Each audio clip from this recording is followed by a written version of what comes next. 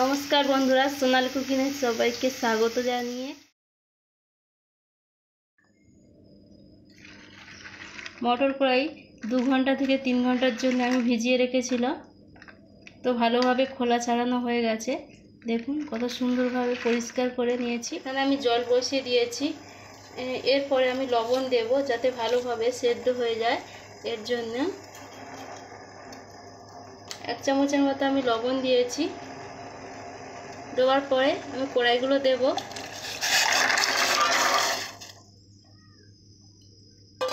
এইভাবে আমি সেদ্ধ হয়েছে কি দেখে নেব। তবে আমি আগে থেকে দেখে নিয়েছিলাম যে কিছু বাকি ছিল, তো আমি এবার দেখে নেব। ভালোভাবে সেদ্ধ হয়ে গেছে, আমি নামিয়ে নেব। কড়াতে 2 থেকে 3 চামচের মতো আমি তেল দিয়েছি। তেল দেওয়ার পরে আমার সেদ্ধ করা কড়াইগুলো আমি ভেজে নেব।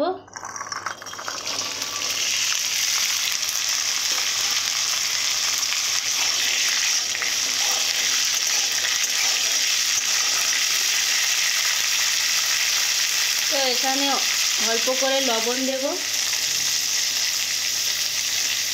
তো লবণটা দিয়ে ভালোভাবে নেড়ে চেড়ে নেব। এইভাবে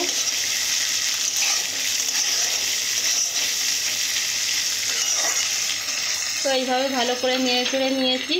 এরপর আমি দেব আদা রসুন কুচি, বা আপনারা বেটে দিতে পারেন। তো এখানে আমি আদা রসুন দেওয়ার পরে আমি কালারের জন্য অল্প করে আমি হলুদ গুঁড়ো দেব।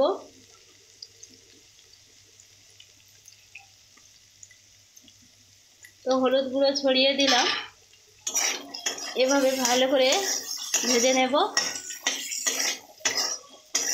গ্যাসটাকে আমি সীমিত করে দেব, দিয়ে আর 2 মিনিটের জন্য আমি ভালো করে ভেজে নেব।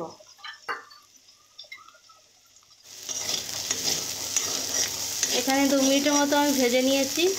এখানে হয়ে গেছে, এবার আমি তুলে নেব। আমি বাটিতে মিশ্রণটা আমি তৈরি করে নেব। আমি 2 থেকে 3 চামচ ময়দা দেব।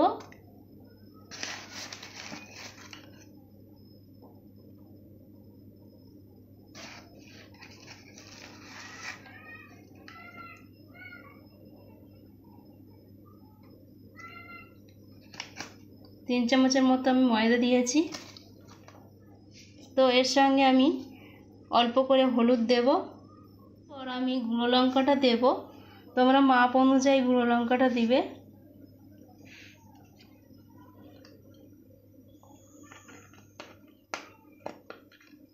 এরপর আমি সর্বশেষে আমি দেব গরম মশলা। আমি এখানে অল্প করে জল দিয়েছি, দিয়ে আমি সম্পূর্ণভাবে আমি ভালোভাবে ফেটে নেব। তো এইভাবে আমি ভালো করে ফেটে নেব পুরোটা। এখানে সমস্ত কড়াইগুলো, মটর কড়াইগুলো আমি মাখিয়ে নিয়েছি পুরো। এরপরে আমি মাখিয়ে নেওয়ার পরে আমি বিস্কুটের মধ্যে দেব। তোমরা যে কোনো বিস্কুটের গুঁড়ো নিয়ে এইভাবে বানিয়ে নিতে পারো।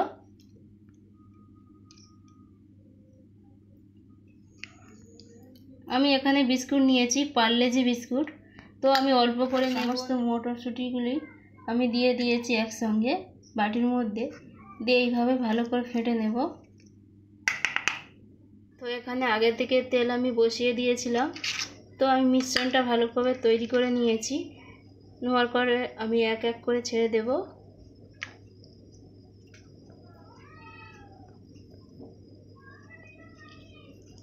আমি ছোট ছোট সাইজ করে নেব।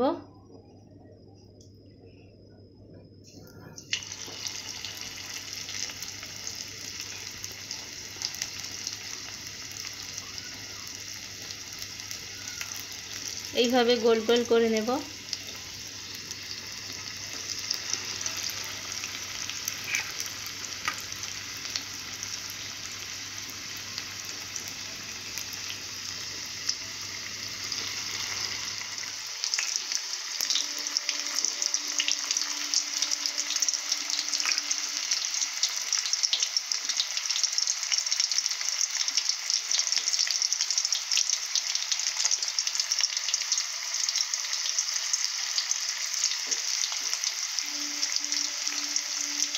দেখতে কতটা সুন্দর লাগবে দেখুন।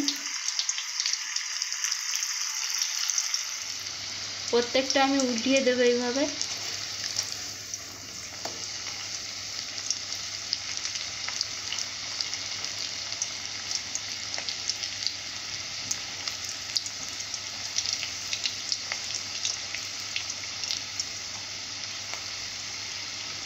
তো ভালোভাবে হয়ে গেছে, এখানে আর কোনো কিছু করব না। তো আমি এইভাবে ভেজে নেব। ভালোভাবে ভাজা হয়ে গেছে, আমি তুলে নেব। দেখুন দেখতে কতটা সুন্দর লাগছে, আমরা খেতে তাহলে আরও বেশি সুন্দর হবে। তো এইভাবেই বানিয়ে নেবে।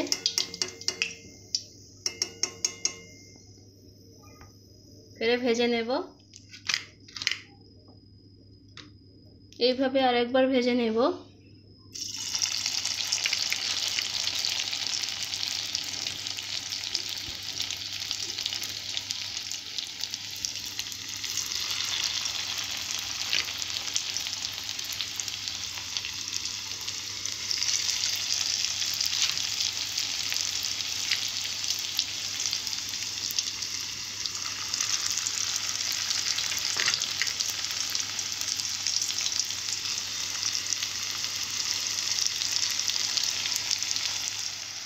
এইভাবে প্রত্যেকটা উল্টিয়ে দেব।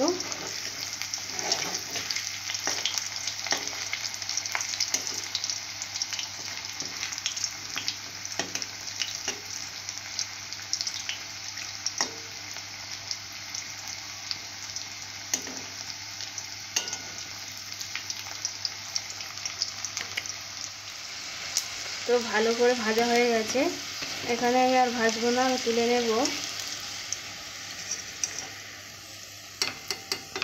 এরকম মজাদার রেসিপি পেতে আপনারা অবশ্যই লাইক করবেন, বন্ধুদের শেয়ার করে দেবেন। আমাদের এরকম নিত্য নতুন রেসিপি পেতে পাশে থাকা বেল ঘন্টাটা ক্লিক করবেন। আপনারা অবশ্যই এই রকম রেসিপি পেতে সাপোর্ট করবেন। আর ভালো থাকবেন, সুস্থ থাকবেন, সাবধানে থাকবেন।